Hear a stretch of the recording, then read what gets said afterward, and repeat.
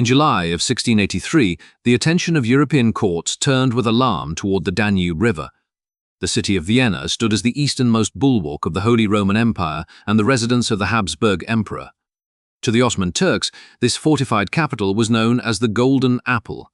It was a prize that represented the gateway to Western Europe. Possession of Vienna would grant the Ottoman sultans command over the trade routes of the Danube and open the road to Germany and Italy. Suleiman the Magnificent had attempted to seize the city in 1529, but had been forced to retreat. Now, over a century later, the empire returned to finish the task. The force marching northwest through Hungary was a logistical marvel and a terrifying spectacle. Contemporary reports estimated the size of the Ottoman army at anywhere between 150,000 to 200,000 men. This host included the elite Janissary infantry, thousands of Sipahi cavalry, diverse auxiliary troops from across the Balkans and the Crimea, and a massive train of heavy artillery. Leading this juggernaut was Grand Vizier Kara Mustafa Pasha. He was a man driven by immense personal ambition and the need to secure his political position within the Sultan's court. He believed he possessed the strength to surpass the achievements of his predecessors and finally breach the walls that had defied them. Opposing this existential threat was the Holy Roman Emperor Leopold I. Leopold was a contemplative man, often described as more suited for the priesthood than the throne. He ruled over a complex tapestry of lands that included Austria, Bohemia, and Hungary, but his military resources were stretched thin. The imperial army was scattered, dealing with unrest in Hungary and wary of French ambitions in the west. When reports arrived indicating the Grand Vizier intended to strike the capital itself, rather than conducting a limited punitive raid, the disparity in numbers became a source of acute panic. The garrison available to defend Vienna numbered fewer than 15,000 professional soldiers, supplemented only by a city militia. The stakes were absolute. The fall of Vienna would likely trigger the collapse of the Habsburg monarchy and redraw the map of the continent. Diplomatic couriers raced across Europe carrying pleas for assistance, warning that if the defences broke at Vienna, the Ottoman advance would continue to the Rhine. What followed was a summer of desperate endurance.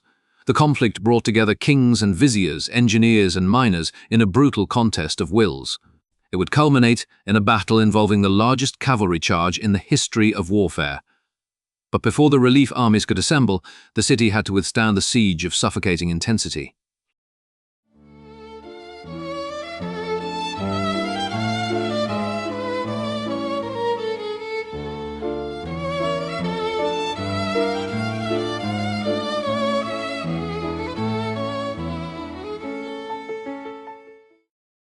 Part 1. The March and the Flight. The mobilization of the Ottoman war machine began long before the first tents appeared outside Vienna. In the spring of 1683, the army gathered at Edirne, the ancient staging ground for Ottoman campaigns into Europe. Sultan Mehmed IV presided over a grand ceremony in which he entrusted the sacred standard of the Prophet Muhammad to his Grand Vizier Kara Mustafa Pasha. This act formally transferred supreme command of the campaign to the Vizier. While the Sultan accompanied the army as far as Belgrade, he would go no further. From that point onward, the will of the empire was embodied by Kara Mustafa. The Grand Vizier marched north with a singular focus. His strategy relied on speed and weight of numbers to overwhelm the Habsburg defences before the Christian powers of Europe could set aside their differences and unite. As the Ottoman columns moved through Hungary, they were bolstered by local allies. Imre Thököly, a Protestant Hungarian nobleman who had led a rebellion against Habsburg rule, threw his support behind the Sultan.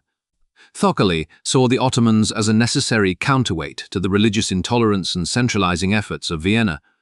His forces provided the Ottomans with crucial intelligence and secured the supply lines through Hungarian territory, allowing the main army to bypass potential bottlenecks. For weeks, the Imperial War Council in Vienna miscalculated the Grand Vizier's intentions. The Habsburg military leadership, including the Emperor's brother-in-law Charles the Duke of Lorraine, operated under the assumption that the Ottomans intended to besiege one of the relentless border fortresses, such as Győr or Komárom. These strongholds had traditionally served as the breakwaters for Turkish expansion. Consequently, the Duke of Lorraine positioned his limited forces to screen these locations, leaving the road to Vienna dangerously exposed. The reality of the situation became undeniably clear in early July. Reports arrived that the Ottoman army was not stopping to invest the border forts. Instead, they were bypassing them entirely, leaving a screening force behind to keep the garrisons pinned down while the main body surged westward. The target was the capital. The Habsburg field army, outnumbered and outmaneuvered, was forced to conduct a fighting retreat. During this withdrawal, at Petronell, the Imperial cavalry rear guard was mauled by Ottoman forces. The survivors streamed back toward Vienna with stories of the vast host following close behind them. Panic took hold of the city. The realization that the walls of Vienna were the primary objective sent shockwaves through the civilian population. The city had not faced a direct siege in over 150 years, and many of its fortifications were in disrepair or encroached upon by civilian buildings. The psychological blow was compounded by the actions of the Tartar light cavalry. These swift horsemen acted as the vanguard of the Ottoman force, spreading out ahead of the main army to pillage and terrorize the countryside. Smoke began to rise from villages on the horizon, visible from the towers of St. Stephen's Cathedral. On July 7th, the crisis reached the imperial palace. Emperor Leopold I faced a harrowing decision. Staying in Vienna risked the capture of the entire royal family, which would effectively decapitate the Holy Roman Empire and end the dynasty. However, fleeing the capital would be seen as an abandonment of his people in their darkest hour. Under immense pressure from his advisors, Leopold decided to evacuate. The departure of the emperor triggered a chaotic exodus. As the royal carriages were prepared, the wealthy nobility and the upper administration of the government scrambled to follow suit. A procession of thousands of carriages, wagons, and horses cobbed the roads leading west toward Linz and Passau. The scene was one of total disarray. The narrow streets of Vienna became gridlocked with panicked residents attempting to flee, while incoming refugees from the burning countryside tried to force their way in. Leopold left the city just before sunset on July 7th. The journey was humiliating and dangerous. The roads were so choked with fugitives that the imperial entourage struggled to move. At times, the Emperor of the Holy Roman Empire was forced to sleep on straw in makeshift accommodations as the inns were overflowing or abandoned. The fleeing court could see the glow of burning villages in the distance, a constant reminder that the Tartar horsemen were only miles behind them. The flight of the emperor signaled to the roughly 60,000 citizens remaining in Vienna that they were now on their own. With the court gone, the governance of the city fell to a rigid military hierarchy. The man appointed to hold Vienna was Count Ernst Rüdiger von Starhemberg. He was 45 years old, a veteran soldier with a reputation for iron discipline and an unyielding demeanor. Starhemberg understood that the time for diplomacy or panic had passed. He immediately declared martial law and set about transforming the civilian capital into a fortress capable of withstanding the coming storm. Starhemberg's first and most controversial order was the destruction of the suburbs. Over the decades of peace, the city had expanded beyond its medieval walls. Houses, gardens, and summer palaces had been built directly in front of the fortifications, filling the area known as the glacis. In the event of a siege, these structures would provide cover for the attacking infantry, allowing them to approach the walls unseen. Starhemberg ordered them all burned to the ground. The demolition was ruthless. Residents who had just watched the emperor flee now watched as soldiers put torches to their homes. The fires raged for days, clearing a killing field around the city walls. This action denied the Ottomans immediate shelter, forcing them to dig their trenches in the open ground under the guns of the city. It also cleared the lines of sight for the Viennese artillery, ensuring that any movement toward the walls could be targeted. Inside the walls, Starhemberg reorganized the defenders. The core of his force consisted of roughly 11,000 professional infantry and a few hundred cavalry. These were seasoned troops, but they were woefully insufficient to man the extensive perimeter of the city. To supplement them, the Count mobilized the city guard and the civil militia. Every able-bodied man in Vienna was conscripted. The trade guilds were assigned specific sections of the wall to maintain and defend. Students from the university formed their own academic legion. The work was grueling. The fortifications required immediate strengthening. Wooden palisades were erected to reinforce weak points, and earthworks were thrown up to absorb cannon fire. The city's supplies were inventoried and rationed. Starhemberg ordered the seizure of wine cellars and grain stores to ensure the garrison could be fed. He also expelled those he deemed useless mouths, people who could not fight or work and would only consume resources. Thousands were forced out of the gates before the encirclement was complete, sent to find their way through the dangerous countryside. By July 13th, the preparations were as complete as time allowed. The suburbs were a smouldering wasteland of ash and rubble. The walls were lined with nervous militia and grim professionals. The bells of the churches, which had rung in alarm for days, fell silent. From the walls, the sentries watched the eastern horizon. The cloud of dust that had been tracking the Ottoman advance finally resolved into distinct shapes. The vanguard of the Ottoman army arrived, and the encirclement of Vienna began. The golden apple was now within Kara Mustafa's reach.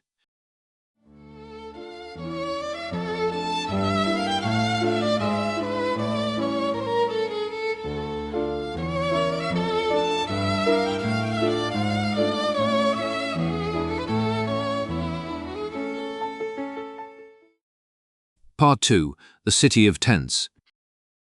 On the morning of July 14, 1683, the sentries on the towers of Vienna looked out to see the horizon transformed. The Ottoman army arrived with the terrifying precision of a machine that had been refining the art of siege warfare for centuries. They flowed into the basin surrounding the city, establishing a crescent-shaped perimeter that stretched from the banks of the Danube on one side to the river's return on the other. Within hours, the barren, scorched earth where the suburbs had once stood was replaced by a sea of canvas. It was a mobile metropolis, a temporary capital of the Ottoman Empire transplanted into the heart of Europe. Eyewitness accounts and later surveys estimated that the camp contained at least 25,000 tents. The scale of the installation rivaled Vienna itself in size and far exceeded it in population. The organization was rigid and hierarchical. Streets were laid out in a grid pattern to allow for the rapid movement of troops and supplies. There were designated quarters for the janissaries, the sipahis, and the auxiliary units. The camp possessed its own economy, complete with bakeries, butchers, markets, and field hospitals. There were even bathhouses established to ensure the ritual cleanliness required by the soldiers' faith. At the center of this canvas city stood the enclosure of Grand Vizier Kara Mustafa Pasha. This was a complex within a complex, surrounded by its own wall of fabric to separate the commander from the common soldiery. The vizier's tents were palaces of silk and embroidery, furnished with carpets, divans, and fountains, fed by diverted water sources. It was from this luxurious hub that Kara Mustafa intended to dictate the fall of the Habsburg capital. The psychological impact of this display was calculated. It demonstrated to the defenders that the Ottomans had brought their entire civilization with them, and they were prepared to wait. Before the first cannon was fired, the Ottomans adhered to the strict protocol of Islamic warfare. A messenger was dispatched to the city gates, carrying a formal document. It was an ultimatum addressed to Count Starhemberg and the citizens of Vienna. The text offered the standard terms. If the city surrendered immediately, the citizens would be spared, their property respected, and they would be permitted to practice their religion under Ottoman rule, provided they paid the tax. If they resisted, the city would be taken by force, and, according to the laws of war, the garrison would be put to the sword and the civilians enslaved. Starhemberg did not hesitate. He had the messenger sent back with a flat refusal. The Count knew that surrender was not an option the Emperor would accept, and he likely harbored few illusions about the safety of a surrendered city. With the rejection delivered, the diplomatic formalities ended. The Ottoman artillery roared to life, and the siege began in earnest. Kara Mustafa focused his attack on a very specific section of the defences. He targeted the stretch of wall between the Berg Bastion and the Lobel Bastion. This choice was dictated by the terrain. In other areas, the tributaries of the Danube or steep slopes made the approach difficult. Here, the ground was flat and dry, perfect for the digging of trenches. Furthermore, this section protected the Hofburg, the imperial palace itself. Breaching the walls here would allow the Ottomans to storm directly into the seat of Habsburg power, a symbolic victory as much as a tactical one. The Ottoman strategy relied less on the brute force of artillery and more on the spade. While they possessed heavy cannons, the walls of Vienna were thick, and knocking them down from a distance was a slow process. Instead, the Turks employed thousands of sappers to dig a network of trenches, known as saps, toward the city. These trenches were engineering marvels. They were dug in a zigzag pattern, ensuring that the defenders on the walls could never fire directly down the length of the trench. The earth excavated from the trench was thrown up on the side facing the city, creating a protective berm that allowed the Ottoman infantry to advance safely, day by day, inching closer to the moat or ditch that surrounded the walls. Inside the city, the defense of this specific sector fell to the expertise of Georg Rimpler. Rimpler was a Saxon engineer and one of the most brilliant military minds of his time. He had been hired by the emperor specifically for his knowledge of fortifications. Rimpler understood that the medieval walls of Vienna were obsolete against modern artillery. He knew that if the Ottomans reached the main wall, the city was doomed. Therefore, his entire strategy focused on keeping the enemy in the outer defenses for as long as possible. The primary battleground became the ravelins. These were triangular fortifications built in the middle of the ditch, detached from the main wall. They acted as shields, absorbing the initial attacks and covering the bridge to the city gate. Rimpler directed the defenders to construct wooden palisades and earthworks behind the stone walls of the ravelins. He knew the stone would eventually crumble under cannon fire, and the defenders would need fallback positions to continue the fight.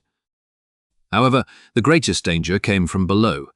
The Ottomans were the acknowledged masters of mine warfare. They employed a specialized corps of miners whose sole job was to dig tunnels, starting from their trenches, passing deep under the earth, and terminating beneath the foundations of the Viennese fortifications. Once in position, they would pack the tunnel chamber with barrels of gunpowder and detonate it. The resulting explosion would collapse the foundation, causing the wall above to slide into the ditch, creating a ramp of rubble for the infantry to charge up. This reality transformed the siege into a terrifying game of cat and mouse played out in the dark. The Viennese had to engage in countermining. Rimpler organized teams of listeners who sat in basements and specially dug listening galleries, pressing their ears to the rock or using drums with dried peas on the skin. If the peas danced, or if they heard the faint scratch of a pickaxe, they knew the enemy was tunneling nearby. Once an Ottoman tunnel was detected, the defenders had to dig their own tunnel to intercept it. This led to some of the most claustrophobic and brutal combat of the war. When a countermine broke through into an Ottoman tunnel, the war was fought in a space barely large enough for a man to crawl. Soldiers fought with knives, pickaxes, and grenades in pitch blackness, choking on dust and smoke. The objective for the Viennese was to capture the enemy tunnel and disable the explosives, or to set off a camouflage. A small, controlled charge designed to collapse the enemy's tunnel and bury their miners alive without damaging the city walls above. Throughout late July, the Ottoman trenches crept inexorably closer. The city of tents outside remained a picture of colourful splendour, but the strip of land between the camp and the walls became a moonscape of cratered earth and shattered masonry. The Ottoman artillery kept up a steady bombardment of the city. They fired high-arcing mortars that lobbed explosive shells over the fortifications and into the crowded streets. These shells started fires that the exhausted citizens had to constantly extinguish. The steeple of St. Stephen's Cathedral became a target as the Turks knew it was being used as an observation post. Despite Rimpler's ingenuity, the sheer volume of Ottoman resources began to tell. The sappers reached the edge of the ditch, or counterscarp. Now, they were close enough to throw grenades and fire muskets at point-blank range against the defenders on the ravelins. The space between the combatants narrowed to a few yards. The psychological strain on the defenders was immense. A soldier on the wall could see the vast Ottoman camp, with its ample supplies and reinforcements arriving daily. They could smell the cooking fires and hear the prayers of the muezzins. In contrast, the situation inside Vienna was becoming grim. The heat of the summer was intensifying. The crowding caused by the refugees and the lack of proper sanitation began to poison the water supply. Starhemberg remained a visible presence, limping along the walls. He had been wounded early in the siege and barking orders. He treated the civilians with the same harsh discipline as his soldiers. Anyone caught signaling to the enemy or hoarding food was dealt with summarily. He knew that the only thing holding the defense together was the belief that relief was coming. But as July turned to August, the Ottoman miners achieved their first major successes. Massive explosions began to rock the Berg and Lobel bastions. The ground shook as if in an earthquake. The carefully laid masonry of the outer defences cracked and slumped. After every explosion, the Ottoman infantry would surge forward, waving their scimitars and shouting, trying to seize the smoking ruins before the dust settled. The Viennese defenders would rush into the breach, fighting hand-to-hand to push them back, frantically piling up sandbags and timber to plug the gap. It was a war of attrition. Kara Mustafa was willing to spend thousands of lives to secure a foothold. He knew that he did not need to take the whole city at once. He only needed to break the outer shell. Once the ravelins were taken and the ditch was filled, his miners could attack the main wall directly. The city of tents was slowly strangling the Golden Apple. The defenders were winning individual skirmishes in the tunnels and on the ramparts, but they were running out of stone, gunpowder and men, while the Ottoman reserves seemed limitless. The arrival of the Ottoman army had been a spectacle. The month that followed was a slow, grinding suffocation.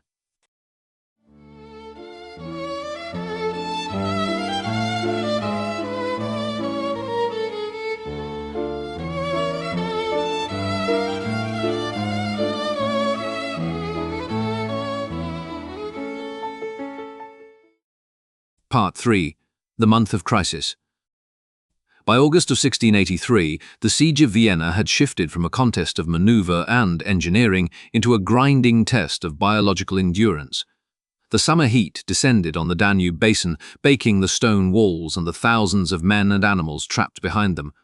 While the Ottoman camp enjoyed the circulation of air and access to the river, the city of Vienna turned into an oven. The smoke from the constant artillery fire and the burning suburbs hung over the streets, trapping the stench of refuse, unburied bodies, and open sewers. Sanitation collapsed completely. The crowded conditions, exacerbated by the refugees who had flooded in during the final days of July, created the perfect breeding ground for disease.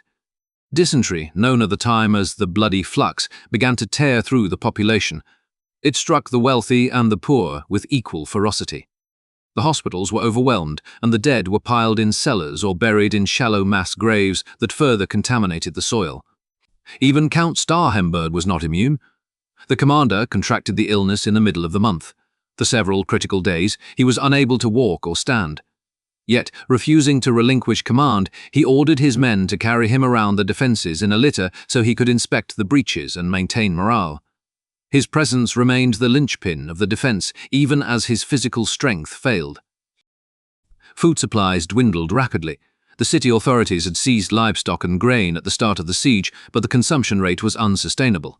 Fresh meat disappeared from the markets within weeks. By the middle of August, the citizens were forced to turn to unconventional sources of protein. Cats, dogs, and eventually the donkeys used for labour were slaughtered and sold at exorbitant prices.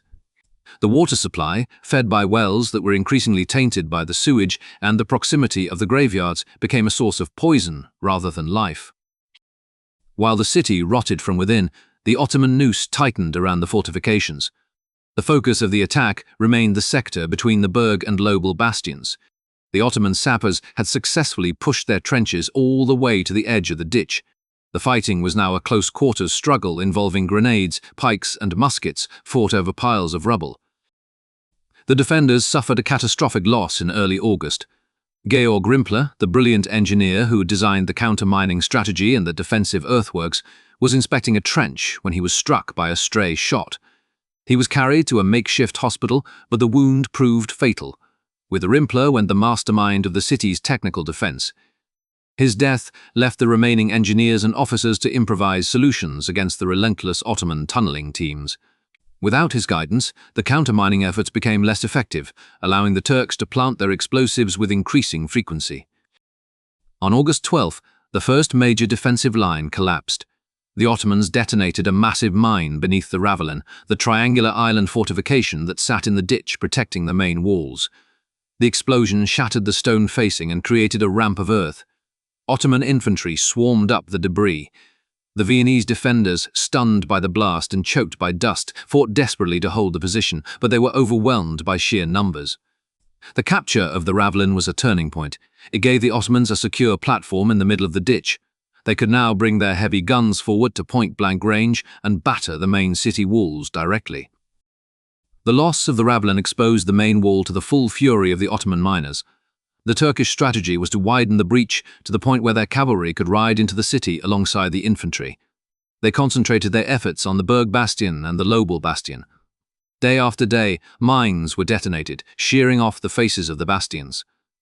The defenders worked frantically at night, using timber palisades and sandbags to plug the gaping holes. It was a race against time. If the Ottomans could blow a hole faster than the Viennese could fill it, the city would fall. Inside the Ottoman camp, Grand Vizier Kara Mustafa was growing increasingly agitated. While his troops were making steady progress, the pace was too slow for his liking. He was receiving intelligence reports that a Christian relief force was slowly assembling in the west. He knew he had to capture the Golden Apple before that army could arrive. This pressure translated into a reckless disregard for the lives of his own men. He ordered assault after assault against the breaches, forcing his janissaries to charge into concentrated musket fire. The ditch filled with the bodies of the attackers, which the subsequent waves used as stepping stones to reach the walls. The intensity of the Ottoman fire was such that the Viennese could no longer remain on the ramparts during the day. They had to crouch in trenches dug behind the walls, popping up only to fire their muskets when an assault began. The masonry of the imperial palace, the Hofburg, was riddled with cannonballs. The beautiful gardens were churned into mud. By late August, the situation was critical. The garrison had been reduced by more than half due to combat casualties and disease. The militia, composed of merchants and students, was exhausted, often serving on the walls for 48 hours at a stretch without sleep. The main wall was crumbling. At the Berg bastion, the breach was nearly wide enough for a wagon to pass through. The only thing stopping the Ottomans was a flimsy wall of wooden stakes and the desperate courage of the remaining soldiers. Communication with the outside world became a matter of life and death. Starhemberg needed to know if the emperor was sending help, and the relief army needed to know how much time Vienna had left. Couriers volunteered for suicide missions to swim across the braided channels of the Danube at night, dodging Ottoman patrols to deliver messages to the imperial camp. Most were captured or killed, their heads stuck on pikes in view of the walls. However, a few managed to slip through. The news they brought back, if they made it back, was mixed. A relief army was indeed gathering. King Jan Sobieski of Poland was marching south and the German princes were mobilizing. But they were still far away. The logistics of moving large armies through the difficult terrain of Central Europe meant that help was weeks, not days, away. To coordinate with the approaching rescuers, Starhemberg utilized a primitive but effective signaling system. At night, rockets were fired from the spire of St. Stephen's Cathedral. A specific number of rockets meant, "We are still holding." Another pattern meant, "The end is near, hurry." From the heights of the Kahlenberg mountain range to the west, Imperial scouts watched for these fiery streaks in the night sky. As August turned to September, the signals became more frantic. The psychological toll on the city was crushing. The Ottoman psychological warfare intensified. They launched arrows over the walls, carrying messages promising mercy for surrender and gruesome death for continued resistance. They paraded the severed heads of captured couriers. During the quiet moments between bombardments, the defenders could hear the sounds of pickaxes beneath their feet, a constant reminder that the ground itself could erupt at any moment. Starhemberg, now gaunt and weak from his illness, but fueled by adrenaline, wrote a final dispatch. In it, he dispensed with the formal courtesies usually afforded to the emperor. His message was blunt. "My lord, lose no more time. We are at our last gasp." The outer defenses were gone. The inner walls were breached. The garrison was dying. Vienna had exhausted its ability to save itself. The fate of the city now rested entirely on the army gathering in the hills to the west. The month of crisis had ended, and the time for the final decision had arrived.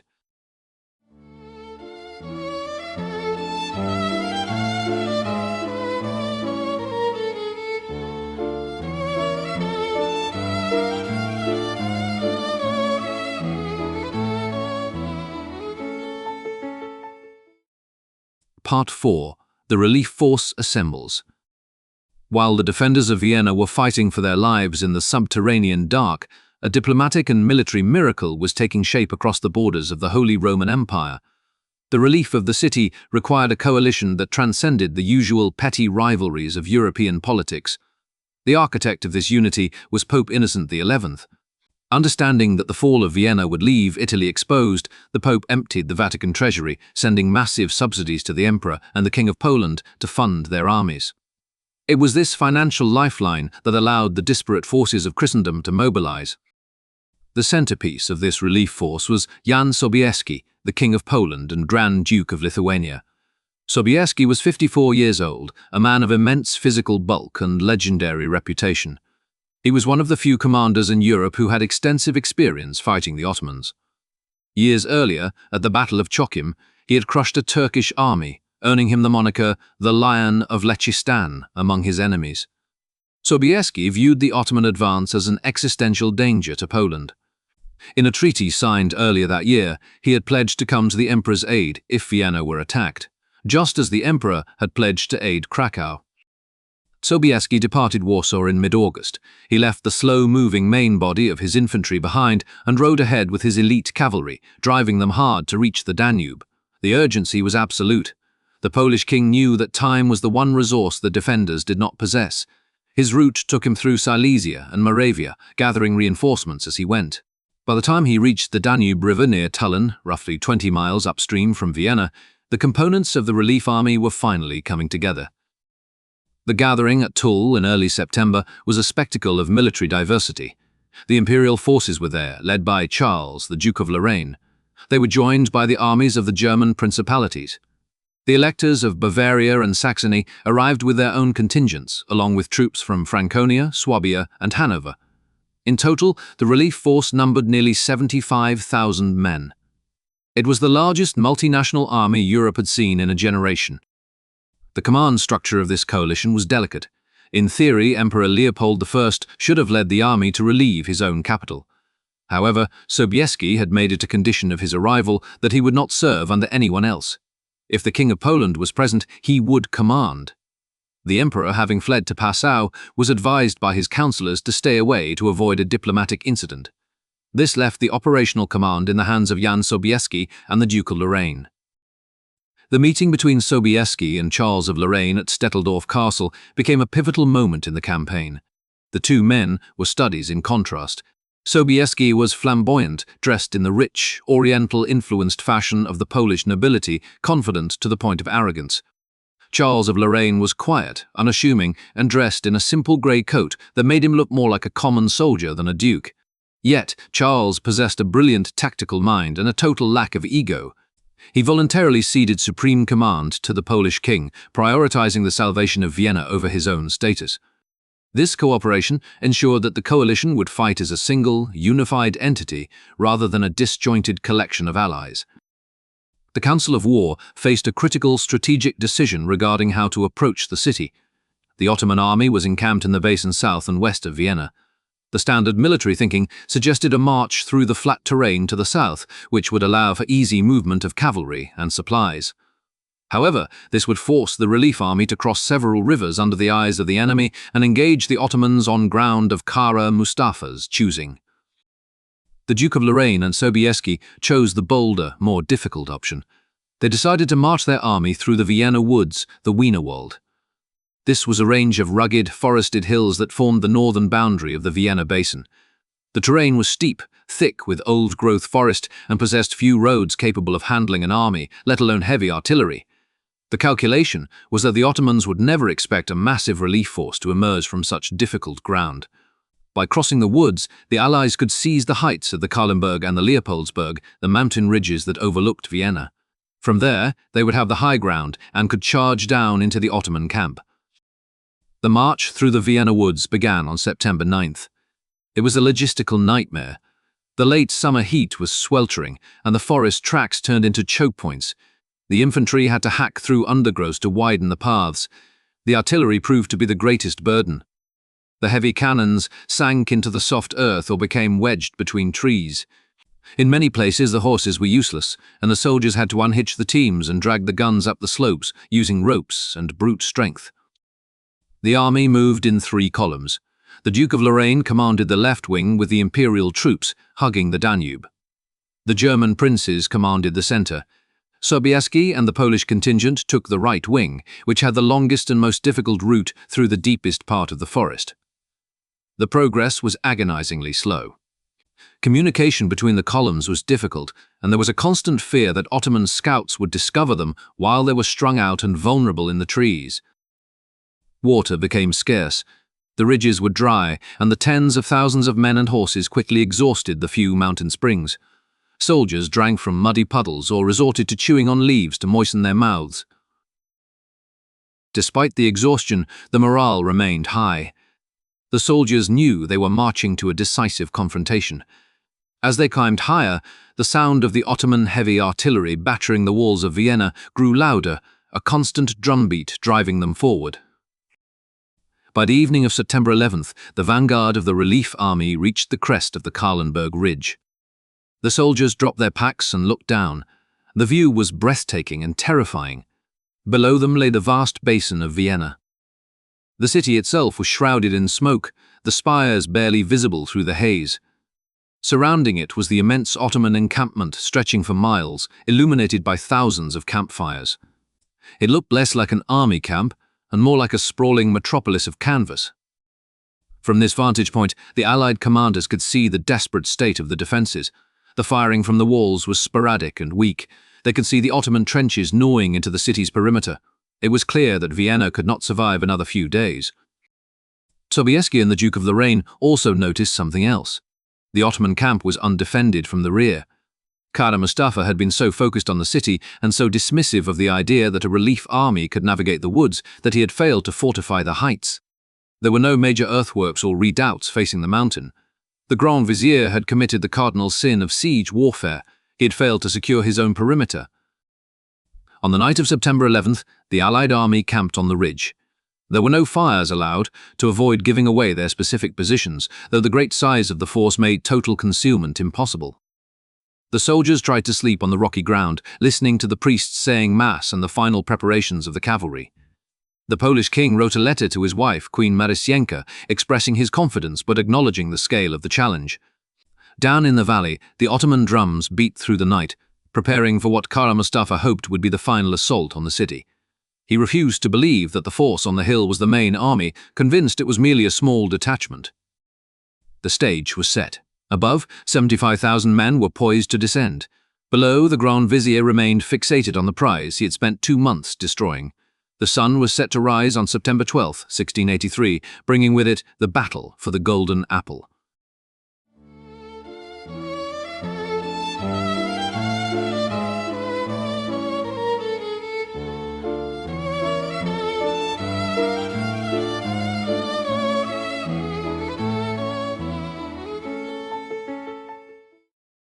Part 5. The Battle of Kahlenberg.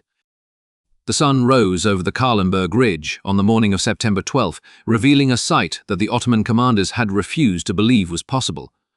The crest of the hills, previously empty, was now lined with the standards of the Holy Roman Empire, the Kingdom of Poland, and the German principalities. Before the heat of the day set in, a Capuchin friar named Marco d'Aviano celebrated a field mass for the troops. The service was brief and solemn. As the final blessings were given, the Allied commanders looked down at the sprawling target below. The topography dictated the nature of the coming conflict. Between the relief army and the city of Vienna lay a series of descending slopes, ravines, and rolling foothills. This was not an open plain, suitable for an immediate cavalry charge. The terrain was broken by stone retaining walls, sunken roads, and acres of vineyards. It was a landscape that favored defensive infantry tactics. A disciplined force holding the stone walls of the vineyards could have made the descent a bloody ordeal for the attackers. However, Grand Vizier Kara Mustafa Pasha made a series of decisions that morning that baffled military historians for centuries afterward. Despite the massive host assembling on the skyline, he refused to lift the siege. He remained fixated on capturing Vienna, believing that the city was moments away from capitulation. Consequently, he split his forces. He kept his elite Janissary corps and a significant portion of his artillery in the trenches, ordering them to continue the assault on the city walls. To face the relief army, he dispatched a mixed force of cavalry and irregular infantry, assuming they could hold the hills against what he still dismissed as a minor relief column. He failed to construct defensive earthworks facing the mountain, leaving his rear guard exposed in the open ground. He did not redeploy his heavy guns to face the new threat, leaving them pointed at the city while the battle raged behind them. The battle began at 8 in the morning, with a slow, methodical descent by the Imperial infantry on the left wing. Led by Charles, the Duke of Lorraine, the Austrian and Saxon troops moved down the slopes toward the Danube. Their objective was the village of Nussdorf, a fortified hamlet that anchored the Ottoman right flank near the river. The fighting was savage and confused.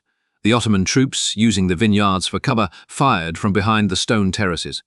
The Imperial musketeers had to clear the slopes yard by yard.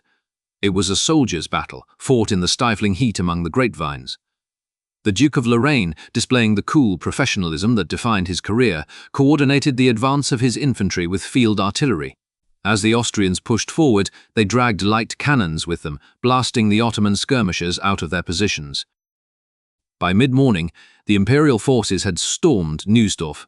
The capture of this village was crucial. It secured the left flank of the relief army and prevented the Ottomans from driving a wedge between the relief force and the Danube. With the river flank secure, the Duke of Lorraine began to pivot his line, swinging like a gate to roll up the Ottoman flank.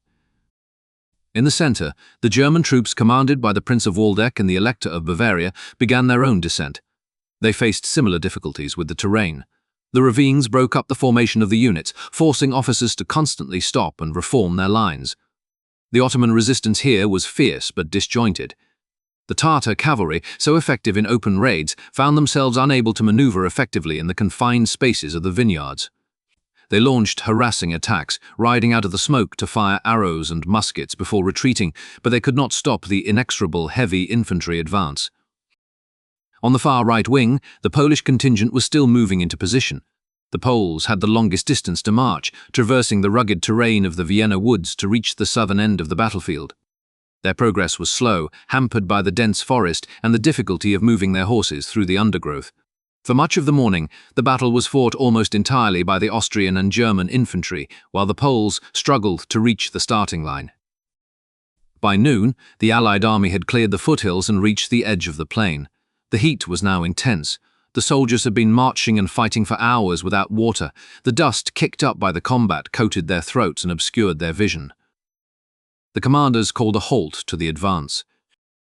The original plan, drafted by Sobieski and Lorraine, had been conservative. They had intended to secure the high ground and the foothills on the first day, rest the troops, and then launch the decisive attack on the Ottoman camp on September 13th. As the army halted to catch its breath, the generals met to assess the situation.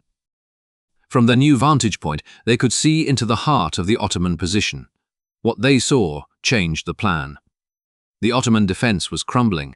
Kara Mustafa's refusal to commit his full force to the field battle meant that the troops facing the Allies were outnumbered and demoralized. The Grand Vizier was still in his tent, frantically sending messengers to the trenches, demanding that the city be taken immediately, effectively ignoring the army bearing down on him. The Ottoman lines were thin, and there was a palpable sense of panic spreading through their ranks. The Duke of Lorraine and King Sobieski realized that the enemy was vulnerable now. Waiting until tomorrow would give Kara Mustafa time to redeploy his janissaries from the trenches and fortify his camp. The decision was made to abandon the schedule and press the advantage. They would finish the battle today. The order was given to resume the advance. The infantry lines surged forward once more. The fighting shifted from the vineyards to the open ground approaching the Ottoman camp. The resistance became more desperate. The Grand Vizier, finally realizing the magnitude of the disaster unfolding, began to feed reinforcements into the battle. He stripped men from the siege lines and threw them into the fray, but they arrived in piecemeal groups, tired from the siege and confused by the sudden change in orders. On the left, the Duke of Lorraine continued his steady destruction of the Ottoman flank. His troops captured the village of Heiligenstadt, pushing the Turks back toward their main encampment. The Imperial infantry maintained strict discipline, firing organized volleys that shattered the disorganized Ottoman counterattacks. Meanwhile, on the right, the Polish cavalry finally emerged from the woods. It was late afternoon, around 4 o'clock. The sight of the Polish banners moving into position on the high ground sent a ripple of fear through the Ottoman ranks. They knew the reputation of the Polish heavy cavalry.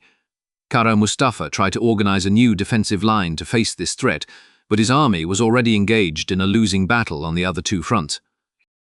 It was now time for the final act. The infantry had done the heavy lifting. They had pushed the Ottomans out of the defensive terrain, secured the flanks, and exhausted the enemy reserves. The Ottoman army was compressed into the plain, their backs to their own camp. The sun was beginning to dip lower in the sky, casting long shadows across the valley. The noise of the battle, the roar of musketry, the screams of men, and the thunder of cannons reached a fever pitch. But above the din, a new sound began to emerge from the right flank, a rhythmic drumming that signaled the arrival of the heavy horse. The slow descent was over. The charge was about to begin.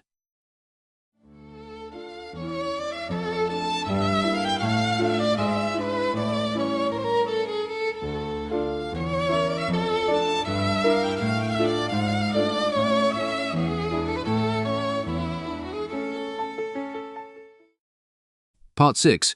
The Charge and Resolution. It was late afternoon, approaching 6 o'clock. The sun hung low over the Vienna woods, casting long, distorted shadows across the battlefield.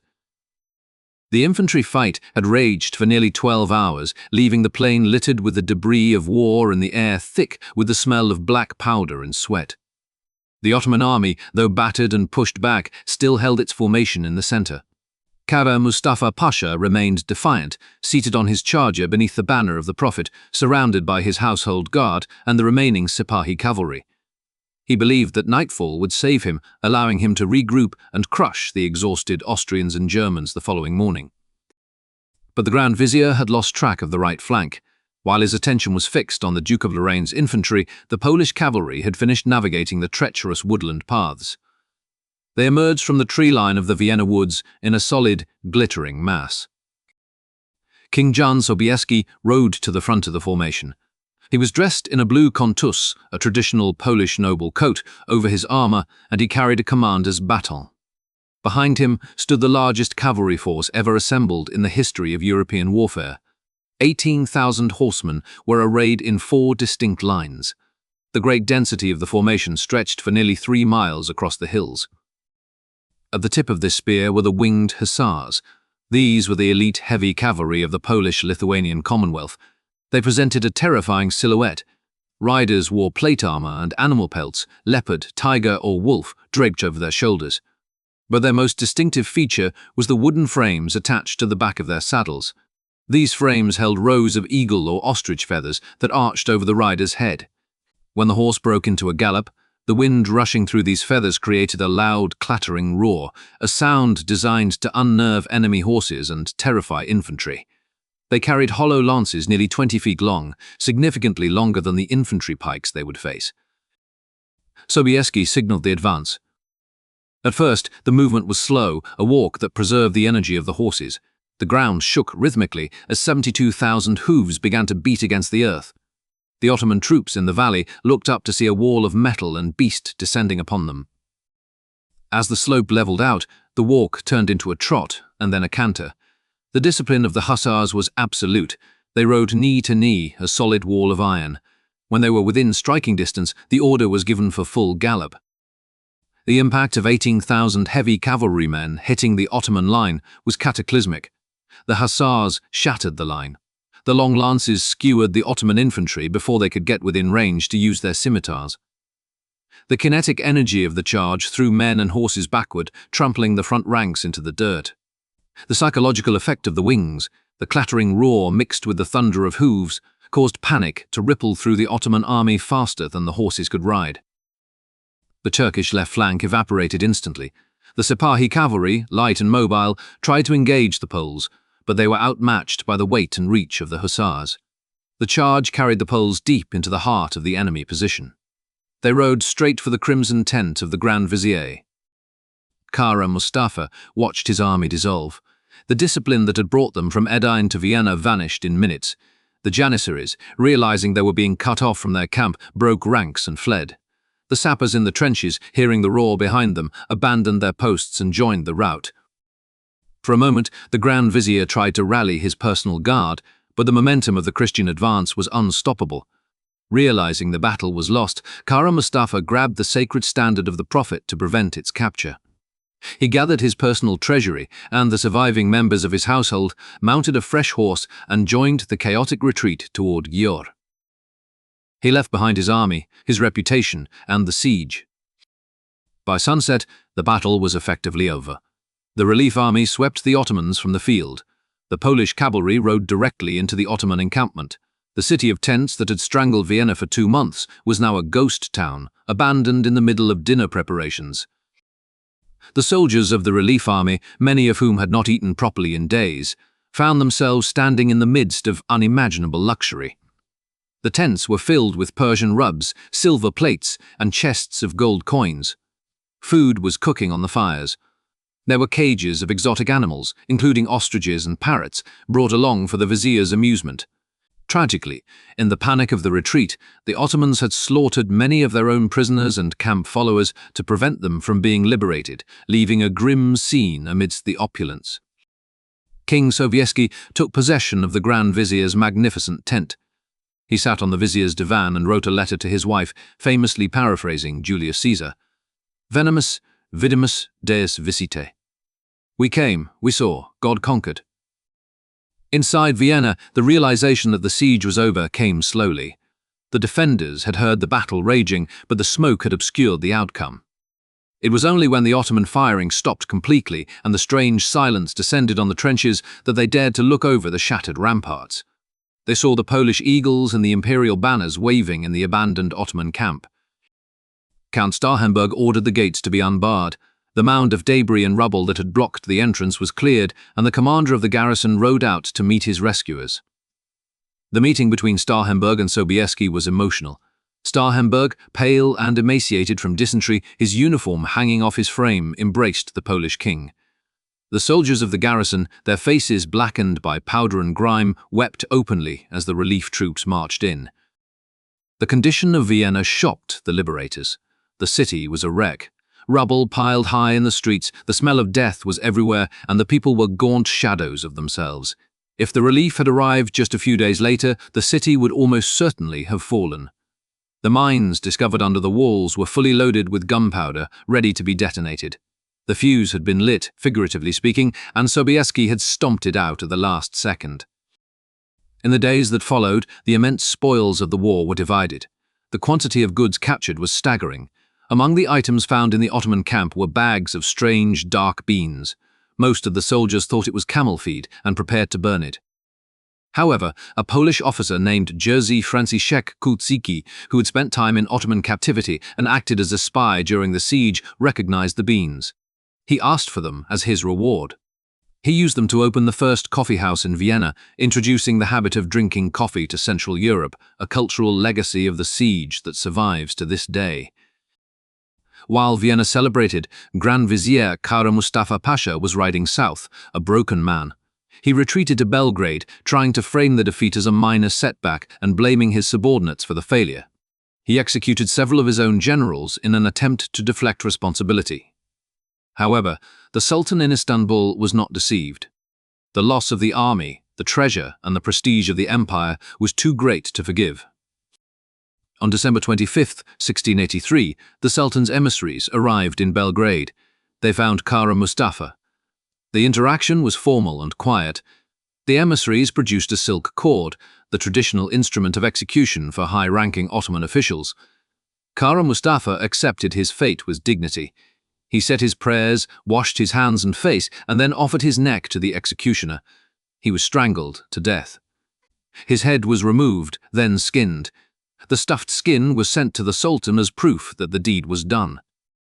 The Siege of Vienna was a watershed moment in history.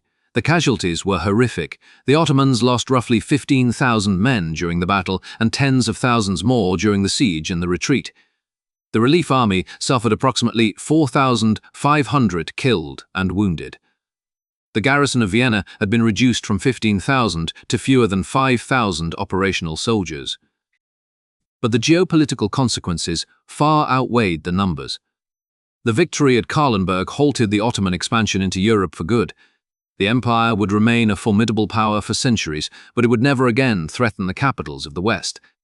The tide had turned. In the years following 1683, the Habsburgs would go on the offensive, slowly pushing the Ottoman frontier back through Hungary and the Balkans. The golden apple remained in Habsburg hands. The great tent city that had bloomed for a summer vanished, leaving only scars on the land and a story that would be told for generations.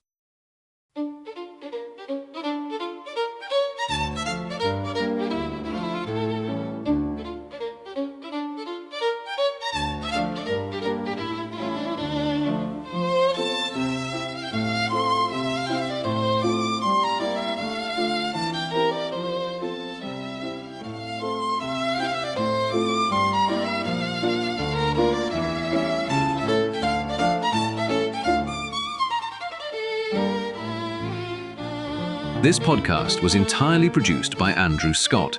If you have any suggestions for topics or improvements, please get in contact.